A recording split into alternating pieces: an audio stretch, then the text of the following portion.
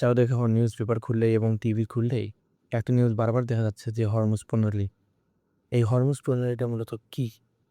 এটা আসলে পৃথিবীর সবচেয়ে গুরুত্বপূর্ণ সমুদ্র পথগুলোর মধ্যে একটি। এটি হচ্ছে ইরান ও ওমানের মাঝামাঝি একটা স্থানে অবস্থিত। পার্সিয়ান গালফকে গালফ অফ ওমানের সাথে যুক্ত করে। এখন যদি আমরা আসি যে কেন আসলে হরমুজ প্রণালীটা গুরুত্বপূর্ণ? তাহলে এটার মেইন কারণ হচ্ছে বিশ্বের প্রায় 20-30% তেল এই পথ থেকে কিন্তু জাহাজের মধ্যে দিয়ে যায়। ঠিক আছে? এখন মধ্যপ্রাচ্যের তেল উৎপাদনকারী দেশ কোনগুলো?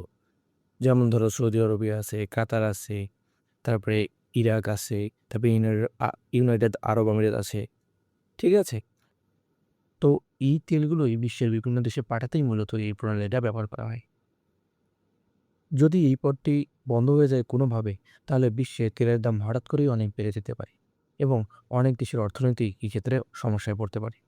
এই প্রণালীর উপর নিয়ন্ত্রণ নিয়ে অনেক সময় উত্তেজনাও হয়, বিশেষ করে ইরান ও পশ্চিমা দেশগুলোর মধ্যে। তাই এখানে অনেক দেশে নৌবাহিনী টহল দেয়।